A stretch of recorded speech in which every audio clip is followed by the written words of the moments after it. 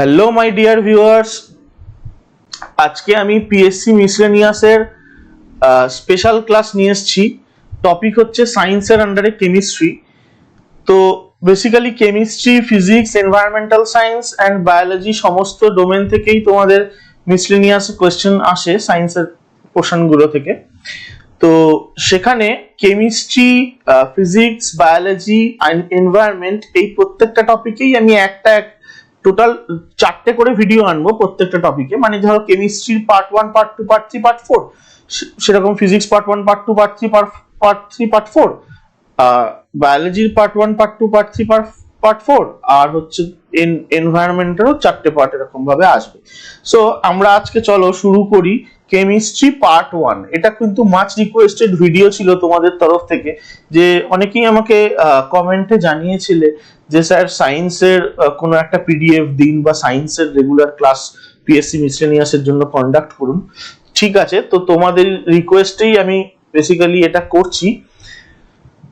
তো আমরা একদম বেসিক কিছু তথ্য, যেগুলো একদম না জানলে নয়, সেইগুলোই দেখবো। কারণ সত্যি কথা বলতে কি, এরকম পিডিএফ এ বা এরকম পিপিটি তৈরি করে পুরো চ্যাপ্টারটা সম্পূর্ণভাবে তো পড়ানো সম্ভব নয়।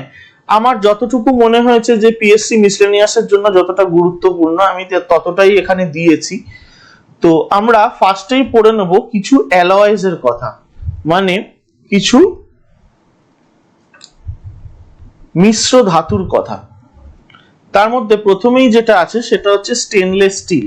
স্টেনলেস স্টিলের মধ্যে থাকে বেসিক্যালি ক্রোমিয়াম, নিকেল এবং লোহা, যেগুলো মেনলি ইউটেনসিলস, বাসন, কাটলারি, কুকওয়্যার, মেশিন পার্টস এগুলো তৈরি করতে ইউজ করা হয়। এর পরেরটা আছে ডুরালুমিন। ডুরালুমিন এয়ারক্রাফটস বা এরোপ্লেন তৈরিতে ইউজ করা হয়, প্রেসার কুকারেও ইউজ করা হয়। ম্যাগনেসিয়াম, অ্যালুমিনিয়াম, কপার এবং ম্যাঙ্গানিজ, এই 4টে এলিমেন্ট থাকে ডুরালুমিনে। আচ্ছা, তোমরা কেউ বলতে পারবে যে সুইচ বোর্ড এবং প্রেসার কুকারের হাতল, এই জিনিসটা কি দিয়ে তৈরি হয়, এবং সেই জিনিসটা কি থার্মোপ্লাস্টিক নাকি থার্মোসেটিং প্লাস্টিক? একটু কমেন্ট করে জানাও তো। আচ্ছা, থার্ড ওয়ান ইজ জার্মান বা nickel silver, which is composed of basically copper, nickel and zinc. এটাও ইউটেনসিল তৈরিতে, কস্টিউম জুয়েলারি তৈরিতে, মিউজিক্যাল ইনস্ট্রুমেন্টস তৈরিতে ইউজ করা হয়। আবার ধরো ব্রোঞ্জ। ব্রোঞ্জ হচ্ছে বেসিক্যালি টিন আর কপারের একটা মিশ্রণ, যেগুলো মেনলি স্কাল্পচার, কয়েন বানাতে, ইউটেনসিলস বানাতে ইউজ করা হয়। বেল মেটাল হচ্ছে কপার এবং টিন।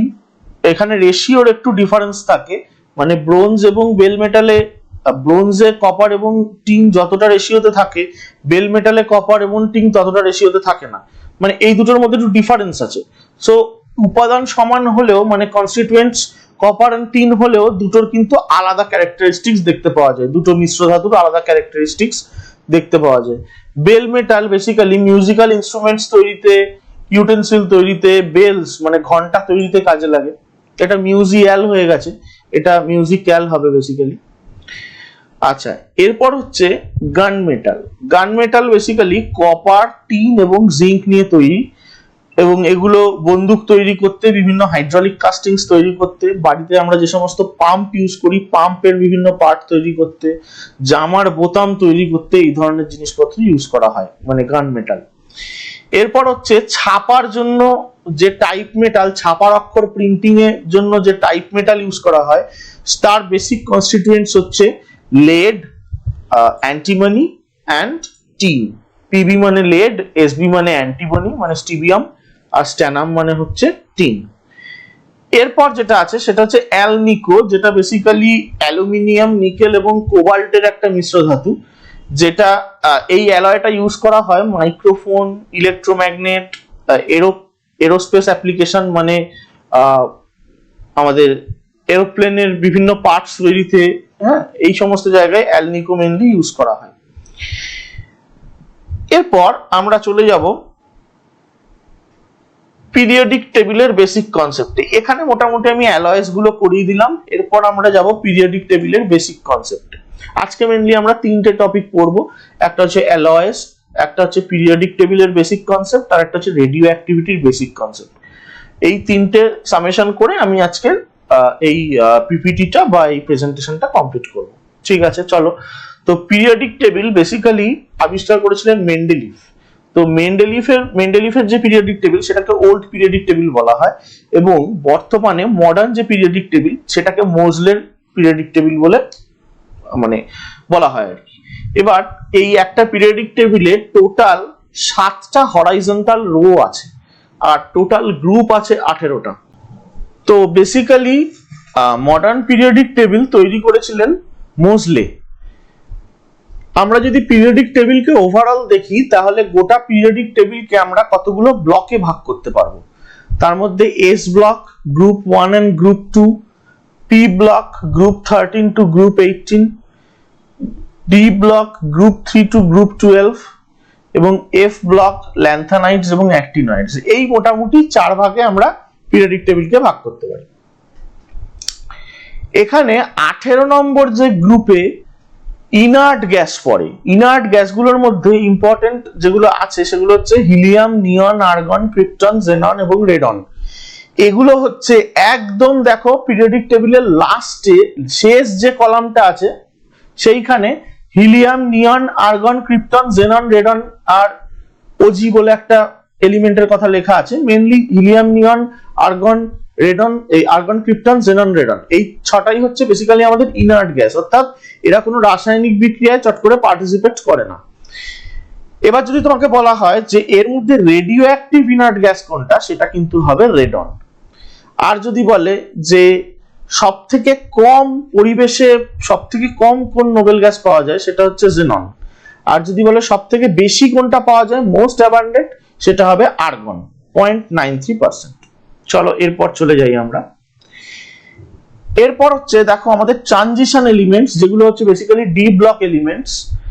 এবার এই ডি ব্লক এলিমেন্টস গুলোর মধ্যে ডি সাবশেল যেটা থাকে, মানে একটা ইলেকট্রনের মধ্যে তো শেল একটা থাকবে, শেল বিভিন্ন ধরনের হতে পারে, কে, এল, এম, এন, ও, পি, কিউ এরকম করে নির্ণয় করা হয়, এবং তার মধ্যে অনেকগুলো সাবশেল থাকে, এস, পি, ডি এরকম করে অনেকগুলো সাবশেল থাকে। তার মধ্যে ডি সাবশেলটা এই ধরনের এলিমেন্টস গুলোর ক্ষেত্রে, মানে এই ট্রানজিশন এলিমেন্টস এর ক্ষেত্রে পার্সিয়ালি ফিল্ড থাকে, ঠিক আছে, মানে পুরোটা ফিল থাকে না। জেনারেলি ডি সাবশেলে 10টা ইলেকট্রন ধরে, এদের ক্ষেত্রে 10টা ইলেকট্রন থাকে না, পার্সিয়ালি ফিল্ড থাকে, ঠিক আছে, মানে হয়তো কারোর ক্ষেত্রে 8টা, কারোর ক্ষেত্রে 9টা, কারোর ক্ষেত্রে 7টা, এরকম ভাবে ফিল্টার থাকে। যাই হোক, তো ফার্স্ট ট্রানজিশন সিরিজকে বলছি আমরা ফোর্থ পিরিয়ড, কারণ তুমি যদি এই আগের স্লাইডে তুমি যদি পিরিয়ডিক টেবিলটা দেখো তাহলে দেখতে পাবে যে ওই 3 নম্বর গ্রুপটা যেখান থেকে শুরু হচ্ছে, স্ক্যান্ডেনিয়াম, মানে যেটা 21 নম্বর অ্যাটমিক নাম্বার, সেখান থেকে মোটামুটি 112 অ্যাটমিক নাম্বার পর্যন্ত হচ্ছে আমাদের ডি ব্লক এলিমেন্টস, অর্থাৎ গ্রুপ 3 থেকে গ্রুপ 12 পর্যন্ত এখানে হচ্ছে আমাদের ট্রানজিশন এলিমেন্টস। এবং যেহেতু প্রথম ট্রানজিশন সিরিজটা উপর থেকে 4 নম্বর যে রোটা আছে সেখানে শুরু হচ্ছে, দেখো 4 নম্বর রোতে পটাশিয়াম, ক্যালসিয়ামের পাশে একটা স্ক্যান্ডেনিয়াম আছে, দেখা যাচ্ছে তো। তো ওইটা হচ্ছে বেসিক্যালি তোমার ট্রানজিশন এলিমেন্টের সূত্রপাত। এবং নিচের দিকে যেখানে ধরো সিএন বলে যেখানটা শেষ হয়েছে, 12 নম্বর যে গ্রুপটা সিএন এ শেষ হয়েছে উপর থেকে নিচে যদি দেখো, তাহলে এই এসসি থেকে সিএন পর্যন্ত হচ্ছে বেসিক্যালি ট্রানজিশন এলিমেন্টস। এবং যেহেতু স্ক্যান্ডেনিয়ামটা উপর থেকে 4 নম্বর রো বা 4 নম্বর পিরিয়ডে অবস্থিত আছে, সেই জন্য আমরা ফার্স্ট ট্রানজিশন সিরিজ বলছি ফোর্থ পিরিয়ড। এবং অবভিয়াসলি ম্যাক্সিমাম 4টে ট্রানজিশন সিরিজ এক্সিস্ট করতে পারে। দেখো ফোর্থ পিরিয়ড আছে, ফিফথ পিরিয়ড আছে, সিক্সথ পিরিয়ড আছে, সেভেন্থ পিরিয়ড আছে, ঠিক আছে। এরপর হচ্ছে তোমাকে যদি বলা হয় তার মানে first member of transition elements, তাহলে অবভিয়াসলি হবে স্ক্যান্ডেনিয়াম, অ্যাটমিক নাম্বার 21। স্ক্যান্ডেনিয়ামের আরেকটা নাম আছে, নাম হচ্ছে একা বোরন। পিএসসির অনেক পরীক্ষায় কিন্তু একা বোরন থেকেও কোশ্চেন এসছে। ইনার ট্রানজিশন যে সমস্ত এলিমেন্টস গুলো আছে সেটা হচ্ছে 58 থেকে 71 এবং অ্যাটমিক নাম্বার 90 থেকে 103। এই যে 58 থেকে 71 14টা এলিমেন্ট, এবং 90 থেকে 103 যে 14টা এলিমেন্ট, এইটা তুমি নর্মাল পিরিয়ডিক টেবিলে পাবে না, সেটাকে পাবে নিচের দিকে। তোমরা প্রবাবলি এই যে আগের স্লাইডে নিচের দিকে দেখো একটা আকাশি রঙের একটা লাইন আছে, নিচের দিক থেকে যে দুটো লাইন আছে, যেটা ওই একটা দেখো এল এ দিয়ে শুরু হচ্ছে, এল ইউ দিয়ে শেষ হচ্ছে, আর একটা হচ্ছে এসি দিয়ে শুরু হচ্ছে, এল আর দিয়ে শেষ হচ্ছে। তো এই দুটো হচ্ছে বেসিক্যালি একদম নিচের যে দুটো লাইন আছে সেই দুটো হচ্ছে বেসিক্যালি ইনার ট্রানজিশন এলিমেন্টস, সেগুলোকে আমরা বলি এফ ব্লক এলিমেন্টস। তো এই এফ ব্লক এলিমেন্টস এর মধ্যে 58 থেকে 71 অ্যাটমিক নাম্বারের যে সমস্ত এলিমেন্ট সেগুলোকে বলবো ল্যান্থানাইট, এবং 90 থেকে 103 পর্যন্ত যেগুলো সেগুলোকে বলবো অ্যাক্টিনয়েডস। আচ্ছা, এরপর যে কনসেপ্টটা আসছে সেটা হচ্ছে আলকালি মেটালের কনসেপ্ট। গ্রুপ 1 অর্থাৎ এখানে যে 1 নম্বর কলামটা আছে hydrogen, lithium, sodium, potassium, rubidium, caesium, francium, প্রথম যে কলামটা, রো নয়, প্রথম কলাম, তার মানে এইখানে যে এলিমেন্টস গুলো আছে এগুলো হচ্ছে অ্যালকালি মেটাল। ঠিক আছে, তার কারণ এরা জেনারেলি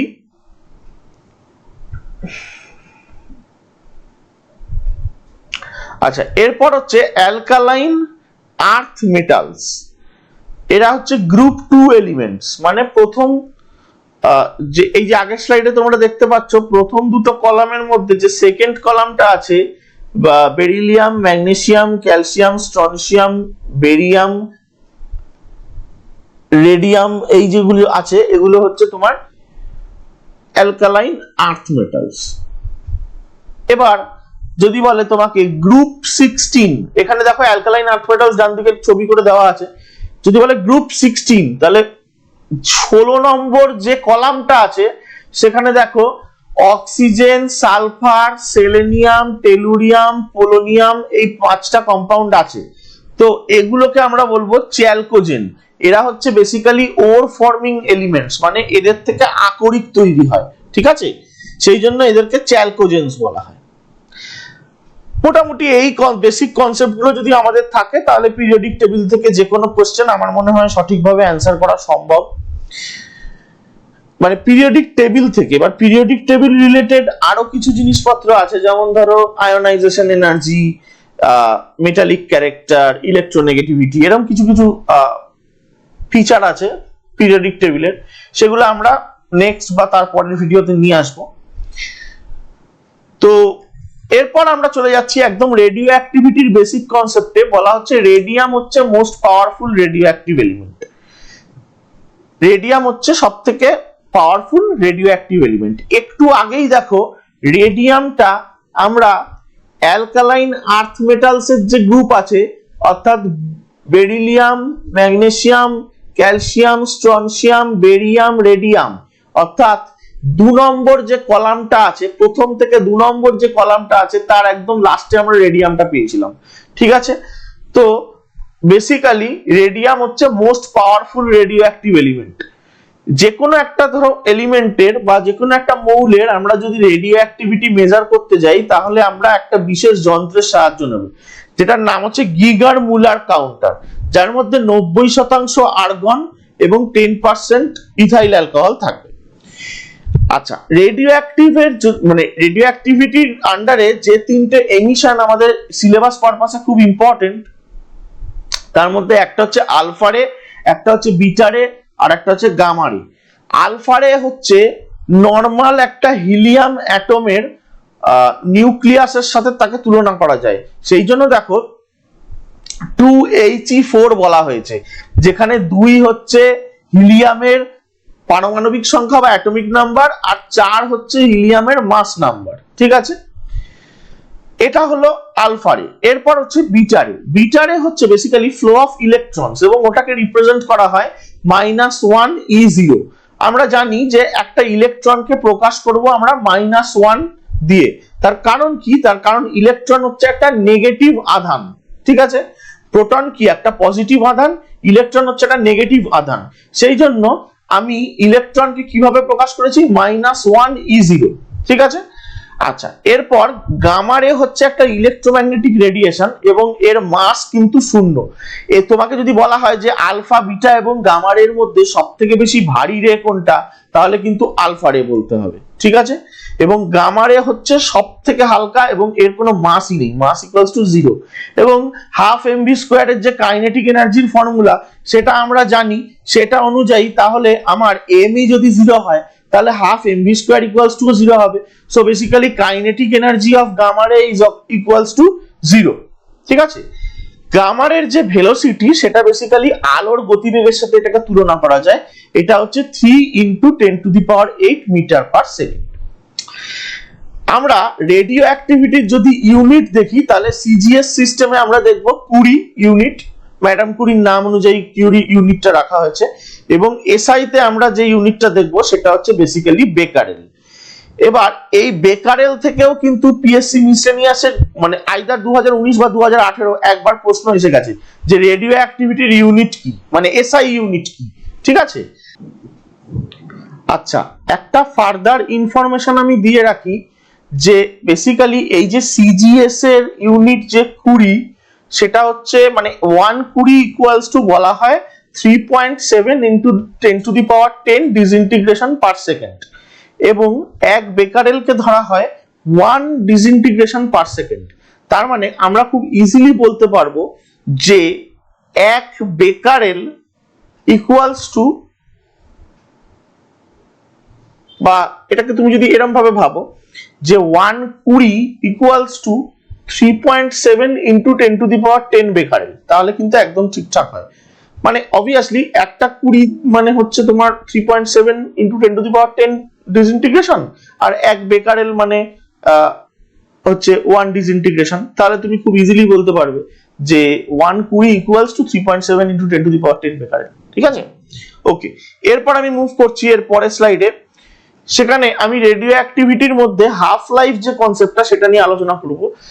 একটা রেডিও অ্যাক্টিভ এলিমেন্ট হচ্ছে এমন একটা এলিমেন্ট যেখান থেকে মানে টানা রেডিও অ্যাক্টিভ এমিশনস বা তেজস্ক্রিয় বিকিরণ হয়ে চলেছে এবং প্রথমে যতটা অ্যামাউন্টের থাকবে সেই সাবস্টেন্সটা সময়ের সাথে সাথে সেটা কমতে থাকবে। বলা হচ্ছে হাফ লাইফ হচ্ছে সেই সময়টা যে সময় একটা রেডিও অ্যাক্টিভ সাবস্টেন্স তার ইনিশিয়াল অ্যামাউন্টের হাফে পরিণত হবে। ধরো আমি তোমাকে বললাম যে একটা রেডিও অ্যাক্টিভ এলিমেন্ট আছে যার পরিমাণ হচ্ছে 30 গ্রাম, ঠিক আছে। দেখা যাচ্ছে 5000 বছর পর ওই রেডিও অ্যাক্টিভ এলিমেন্টটা 15 গ্রামে পরিণত হয়েছে, তার মানে তার হাফ লাইফ হচ্ছে 5000 বছর, ঠিক আছে। এই হচ্ছে কনসেপ্ট। এবার টি হাফ বা টি 0.5 হচ্ছে 0.693/λ, যেখানে ল্যামডা হচ্ছে ডিকে কনস্ট্যান্ট। তো আমরা খুব ইজিলি তাহলে বুঝতে পারছি যে বেসিক্যালি যেহেতু 0.693ও একটা কনস্ট্যান্ট আর ল্যামডাও যেহেতু একটা কনস্ট্যান্ট, সো বেসিক্যালি একটা এলিমেন্টের ক্ষেত্রে হাফ লাইফও কিন্তু নির্দিষ্ট কনস্ট্যান্ট এবং হাফ লাইফ কখনোই ইনিশিয়াল অ্যামাউন্ট অফ দ্য সাবস্টেন্সের উপর ডিপেন্ড করে না। মানে আমি যদি বলি যে একটা কার্বন 14 আইসোটোপ 300 থেকে 150 হতে 5000 বছর লেগেছে, তাহলে সেটা তার হাফ লাইফ। ঠিক এই জিনিসটা তুমি দেখবে যদি ওটা 300 জায়গায় যদি 400 থাকতো তাহলে 400 থেকে 200 আসতেও কিন্তু 5000 বছরই লাগতো। সো বেসিক্যালি এখানে প্রথমে কতটা থাকছে মানে 300 থাকছে না 400 থাকছে তার উপর এই জিনিসটা ডিপেন্ড করছে না। এই হচ্ছে হাফ লাইফ। যত কম হাফ লাইফ হবে তত বেশি রেডিও অ্যাক্টিভিটি হবে, ঠিক আছে। খুব স্বাভাবিক, যত কম হাফ লাইফ হবে সে তত তাড়াতাড়ি ডিসইন্টিগ্রেট করবে এবং অবভিয়াসলি তার রেডিও অ্যাক্টিভিটিও বেশি হবে। এরপর যে কনসেপ্টটা আছে সেটা হচ্ছে নিউক্লিয়ার ফিশনের কনসেপ্ট। নিউক্লিয়ার ফিশন হচ্ছে বেসিক্যালি বলা হচ্ছে এমন একটা পদ্ধতি যেখানে হেভি অ্যাটমিক কোনো একটা নিউক্লিয়াস একটা মুভিং নিউট্রনের সাথে কানেক্ট করছে এবং কোলাইড করছে, ধাক্কা মারছে, এবং এর ফলে এই যে কলিশনের ফলে দুটো হালকা নিউক্লিয়াই তৈরি হচ্ছে এবং বা দুটো হালকা নিউক্লিয়াস তৈরি হচ্ছে এবং প্রচুর পরিমাণে এনার্জি রিলিজড হচ্ছে, ঠিক আছে। বেসিক্যালি এটা হচ্ছে নিউক্লিয়ার ফিশন, এবং নিউক্লিয়ার ফিশনে তার মানে আমি দেখতে পাচ্ছি যে একটা হেভি অ্যাটমিক নিউক্লিয়াস ভেঙে দুটো লাইটার অ্যাটমিক নিউক্লিয়াসে পরিণত হচ্ছে। এবং দেখো এইখানে যে রিয়াকশনটা দিয়েছে সেখানে দিয়েছে 92U235+0N1, অর্থাৎ একটা নিউট্রন দিয়ে যখন একটা ইউরেনিয়াম আইসোটোপকে আমি ধাক্কা মেরেছি সেখান থেকে তৈরি হয়েছে একটা বেরিয়ামের আইসোটোপ, মানে একটা বেরিয়াম নিউক্লিয়াস, একটা হচ্ছে ক্রিপ্টন নিউক্লিয়াস, আর দেখো তিনটে নিউট্রন, অর্থাৎ একটা নিউট্রন দিয়ে ধাক্কা মেরে আমার তিনটে নিউট্রন আসছে। আবার এই তিনটে নিউট্রন আবার আলাদা আলাদা করে যদি 92U235 নিউক্লিয়াসটা যদি ধাক্কা মারে, আবার এই মানে সেখান থেকে আবার তিনটে করে তৈরি হবে, মানে 3 থেকে 9, 9 থেকে 27, 27 থেকে 81 এরকম মুভমেন্টের মধ্যে হয়ে যাবে, এবং যার জন্য একটা প্রচন্ড অ্যামাউন্টের এনার্জি তৈরি হবে। পুরো এই জিনিসটার ওপরই কাজ করে কিন্তু অ্যাটম বম, যেটা হিরোশিমা নাগাসাকিতে পড়েছিল। বেসিক্যালি মানব ইতিহাসের সত্যিকার একটা লজ্জার ঘটনা। যাই হোক, এরপর হচ্ছে nuclear reactor. Nuclear reactor basically controlled nuclear ফিশনে কাজ করে, মানে নিউক্লিয়ার ফিশন যদি আনকন্ট্রোলড হয় তাহলে কিন্তু বিস্ফোরণ ঘটবে, যেটা অ্যাটম বোমের ক্ষেত্রে হয়েছিল হিরোশিমা নাগাসাকিতে। কিন্তু যদি আমি রিঅ্যাকশনটাকে একটু স্লো করে কন্ট্রোল করতে পারি তাহলে কিন্তু সেটাকে পারমাণবিক চুল্লির মাধ্যমে বিভিন্ন রকম মানে মানব সভ্যতার ভালো কাজে লাগানো যেতে পারে। নিউক্লিয়ার রিঅ্যাক্টর বা পারমাণবিক চুল্লিতে বেসিক্যালি তিনটে মেইন কম্পোনেন্ট আছে, একটা হচ্ছে ফুয়েল, একটা হচ্ছে কন্ট্রোল রড, আর একটা হচ্ছে মডারেটর। ফুয়েল হচ্ছে বেসিক্যালি ইউরেনিয়ামের যে নিউক্লিয়াসটা 92U235। যদিও মডার্ন রিঅ্যাক্টর গুলোতে এখন প্লুটোনিয়ামও ইউজ করা হচ্ছে, Pu239ও ইউজ করা হচ্ছে। কন্ট্রোল রড হচ্ছে ওই যে নিউট্রন একটা থেকে তিনটে বেরোচ্ছে, আবার তিনটে থেকে 9টা বেরোচ্ছে, ওই নিউট্রন গুলোকে অ্যাবজর্ব করার জন্য কন্ট্রোল রড ইউজ করা হচ্ছে, এবং জেনারেলি এটা তৈরি হচ্ছে ক্যাডমিয়াম, বোরন বা নিকেল দিয়ে। মডারেটর কি করছে? মডারেটর হচ্ছে ওই যে নিউট্রনের যে গতিগুলোকে কমিয়ে দিচ্ছে, এবং নরমালি আমরা মডারেটরে ইউজ করি হেভি ওয়াটার বা D2O বা ডয়টেরিয়াম অক্সাইড, এবং মানে বা গ্রাফাইট, যে কোনো একটা আমরা ইউজ করতে পারি। তো বেসিক্যালি এই যে কন্ট্রোল রড বলো, মডারেটর বলো, এগুলো থেকে কিন্তু পিএসসির বিভিন্ন এক্সামে বহুবার কোশ্চেন এসছে, ঠিক আছে? সো এইটা কিন্তু একটু পড়ে যেতেই হবে তোমাদের এই জায়গাটা, সেই জন্য ইম্পর্টেন্ট বলেই আমি ইনক্লুড করেছি।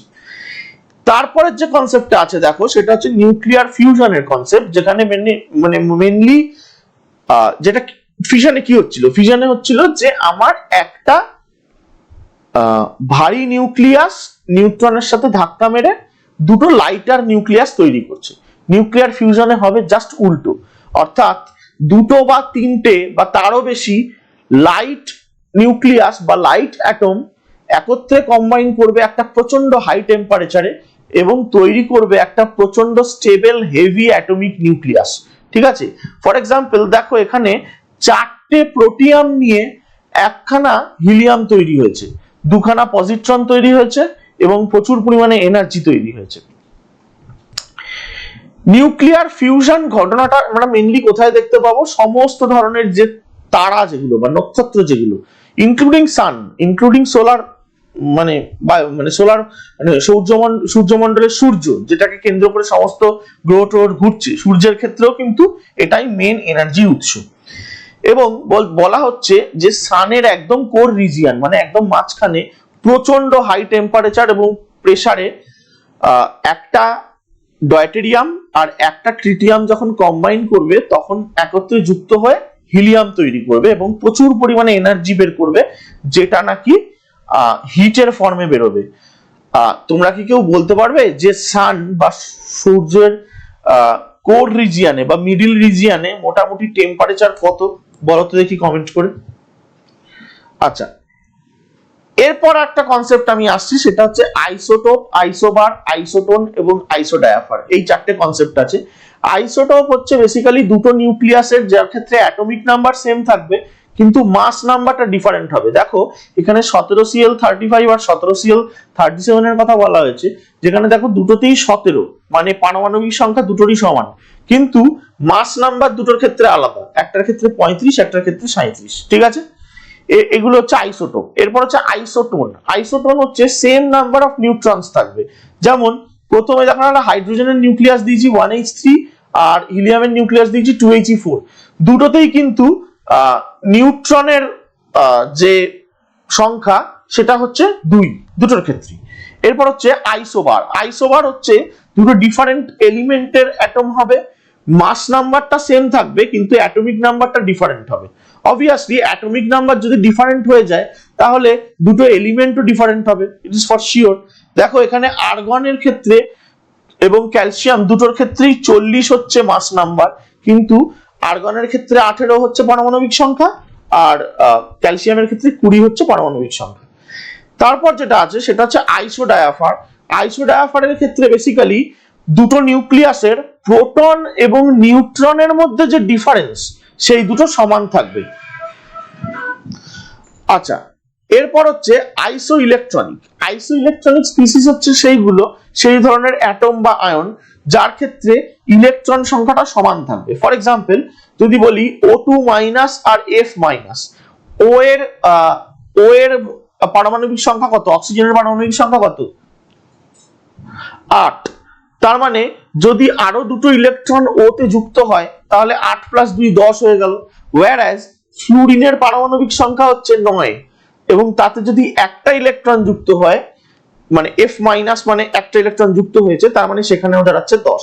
তার মানে যদি দুটো আয়নের মধ্যে বা দুটো অ্যাটমের মধ্যে ইলেকট্রন সংখ্যাটা সমান থাকে তাহলে তাকে আমরা বলবো আইসো ইলেকট্রনিক স্পিসিস। ঠিক আছে, এরপর আমরা চলে যাচ্ছি বেসিক কিছু টেকঅ্যাওয়েজে। যেমন ধরো ইম্পর্টেন্ট পয়েন্টস যেগুলো আমি আলোচনা করছি এগুলো থেকে কিন্তু কোশ্চেন আসে, বহুবার এসছে। যেমন ধরো টিংচার আয়োডিন, এটা বেসিক্যালি একটা অ্যান্টিসেপটিক হিসাবে ইউজ করা হয়। এটা আয়োডিনের 2 to 3% আয়োডিনের একটা অ্যালকোহলিক সলিউশন। ওয়াটার গ্যাস বা জলীয় গ্যাস যেটা, সেটা হচ্ছে কার্বন মনোক্সাইড হাইড্রোজেনের একটা কম্বিনেশন। হাইপো বলে যে সলিউশনটা সেটা বেসিক্যালি ফটোগ্রাফিতে নেগেটিভ তৈরির কাজে ইউজ করা হয়, সোডিয়াম থায়োসালফেট থাকে। আচ্ছা, আমাদের কিছুদিন আগে লোকসভা ভোট হলো, সেখানে এই যে ভোটার্স ইঙ্ক মানে আমরা ভোট দিলে আমাদের হাতে তো একটা আঙুলে একটা কালি লাগিয়ে দেওয়া হয় বাঁ হাতের তর্জনীতে, সেটা বেসিক্যালি লুনার কস্টিক দিয়ে লাগানো হয় বা আর্জেন্টাম নাইট্রেট মানে যেটাকে বলছি সিলভার নাইট্রেট সেইটা দিয়ে লাগানো হয়। ঠিক আছে, আচ্ছা এরপর হচ্ছে দেখো 1 ভলিউমের নাইট্রোজেন এবং 3 ভলিউমের হাইড্রোজেন যদি একত্রে বিক্রিয়া করে তাহলে কিন্তু 2 ভলিউমের অ্যামোনিয়া তৈরি হবে। ঠিক আছে, আচ্ছা কার্বনের মধ্যে ক্যাটিনেশন প্রপার্টিটা খুব দেখতে পাওয়া যায়। ক্যাটিনেশন মানে কি? ক্যাটিনেশন মানে হচ্ছে একটা চেন বা শৃঙ্খল তৈরির ক্ষমতা। কার্বনের 4টে হাত এবং এইভাবে কার্বনের 4টে হাতকে ইউজ করে প্রচুর পরিমাণে কম্পাউন্ড কার্বন তৈরি করতে পারে, যেটার উপর পুরো বেস করে দাঁড়িয়ে আছে তোমাদের অর্গানিক কেমিস্ট্রি। ঠিক আছে, তো বেসিক্যালি সবথেকে ভালো ক্যাটিনেশন ধর্ম দেখতে পাওয়া যায় কার্বনের। এরপর দেখো অ্যাসপিরিন প্যারাসিটামল দুটোই আমরা জ্বরের জন্য ইউজ করি, ব্যথার কাজেও ইউজ করি, কিন্তু দুটো কম্পাউন্ড কিন্তু আলাদা। অ্যাসপিরিন হচ্ছে অ্যাসিটাইল স্যালিসাইলিক অ্যাসিড আর প্যারাসিটামল হচ্ছে এন অ্যাসিটাইল প্যারাঅ্যামিনোফেনল, এটা কিন্তু মনে রাখো। আচ্ছা রোলড গোল্ড বেসিক্যালি তৈরি হয় কপার এবং অ্যালুমিনিয়াম দিয়ে, বেসিক্যালি ইমিটেশনের গয়না তৈরি করতে ইউজ করা হয়। তো রোলড গোল্ডে তোমাকে যদি গোল্ডের পার্সেন্টেজ বলা হয় সেটা কিন্তু 0। ওজোন গ্যাসের জন্য ট্রেলিং অফ মার্কারি টেস্ট আমরা ইউজ করি। মিশ মেটাল হচ্ছে বেসিক্যালি লোহা এবং একটা যে কোনো ল্যান্থানাইট মেটালের একটা অ্যালয়। ঠিক আছে, এবং এটা সিগারেট লাইটার তৈরি করতে ইউজ করা হয়। এরপর চলে যাচ্ছি আমরা আজকের একদম সর্বশেষ স্লাইডে, যেটা হচ্ছে সালফার ট্রাইঅক্সাইডকে যদি কনসেন্ট্রেটেড H2SO4 দিয়ে মানে যদি অ্যাবজর্ব করে তাহলে তৈরি হবে ধূমায়মান সালফিউরিক অ্যাসিডের ধোঁয়া, মানে যেটাকে আমরা বলবো ওলিয়াম H2S2O7। ব্রিমস্টোন সালফারের আরেক নাম। এছাড়া প্রিজারভেটিভ হিসাবে সোডিয়াম মেটাবাইসালফেট ইউজ করা হয়, যেগুলো নাকি বেসিক্যালি একটা খাবারের মধ্যে তার লঞ্জিভিটি বাড়ায়, ব্যাকটেরিয়াল এবং ফাঙ্গাল গ্রোথটাকে আটকায়। এরপর হচ্ছে নাইট্রোলিন। নাইট্রোলিন বেসিক্যালি একটা নাইট্রোজেনাস ফার্টিলাইজার এবং এর কেমিক্যাল নাম হচ্ছে ক্যালসিয়াম সায়ানামাইড। ঠিক আছে, ওকে। এরপর হচ্ছে গান পাউডার। গান পাউডার হচ্ছে বেসিক্যালি একটা মিক্সচার। কিসের মিক্সচার? পটাশিয়াম নাইট্রেট, সালফার এবং চারকোলের মিক্সচার। এরপর হচ্ছে oil painting is recovered by, মানে যদি অয়েল পেন্টিং এর ধরো পেন্টিং নষ্ট হয়ে গিয়ে থাকে, রং উঠে গিয়ে থাকে, তাহলে সেটাকে রিস্টোর করা যায় by the use of hydrogen peroxide বা H2O2। আচ্ছা, এছাড়া হাইড্রোজেন পেরক্সাইডকে তুমি অ্যান্টিসেপটিক হিসাবে ইউজ করে বাজারে, জেনারিক নেমটা হচ্ছে পারহাইড্রল, ঠিক আছে। আচ্ছা, কিছু কিছু এলিমেন্ট আছে যেগুলো অনেক ধরনের ফর্মে থাকতে পারে, তাদেরকে আমরা বলি অ্যালোট্রপস। যেমন কার্বনের ক্ষেত্রে অ্যালোট্রপস হচ্ছে ডায়মন্ড হিসাবে থাকতে পারে, চারকোল হিসাবে থাকতে পারে, ফুলারিন হিসাবে থাকতে পারে, গ্রাফাইট হিসাবে থাকতে পারে, এরকম অনেক রকম। সেরকম ফসফরাসেরও তিনটে অ্যালোট্রপ আছে, হোয়াইট বা yellow phosphorus, red or violet phosphorus and black phosphorus. Red phosphorus যেটা, এই যে আমরা যে দেশলাই বাক্স ইউজ করি তার দুদিকে যে ওই যেখানটা ঘষে আমরা কাঠিটা জ্বালাই, দেশলাই কাঠি, তার যে বারুদটা থাকে, এটা হচ্ছে বেসিক্যালি রেড ফসফরাস দিয়ে তৈরি করা হয়। এটা তার কারণ রেড ফসফরাস ইউজ করা হয় কারণ এটা এর রিয়াকশন যে ক্ষমতা সেটা হোয়াইট বা ইয়েলো ফসফরাসের থেকে অনেকটাই কম, মানে এটা অনেক বেশি লেস রিয়াক্টিভ, সুতরাং দুর্ঘটনা ঘটার চান্সও কম এবং সেফটি মেজারের জন্য ভালো। ওকে, এরপর হচ্ছে আমাদের লাস্ট স্লাইড, আমি যেখানে প্রতিদিন তোমাদের বলি থ্যাংক ইউ। এই ভিডিওটা ভালো লাগলে লাইক করো, কমেন্ট করো, শেয়ার করো বন্ধুদের মাঝখানে, সাবস্ক্রাইব করো আর বেল আইকনটা প্রেস করে দাও। কম্পিটেন্ট উইন তরফ থেকে আমরা আরো ভালো ভালো ভিডিও আগামী দিনে আনবো। তোমরা আমাদের সাজেশন দাও, কমেন্টে বলো যে কি ধরনের ভিডিও তোমরা আরো চাইছো, তো সেই মতন ভিডিও আমরা আনতে থাকবো। আর এই যে গোটা যে পিডিএফটা আমি এখন তোমাদের ক্লাস নিলাম, সেটার লিঙ্কটা, পিডিএফ এর যে লিঙ্কটা এই ভিডিওর ডেসক্রিপশন বক্সে পেয়ে যাবে। থ্যাংক ইউ, ধন্যবাদ।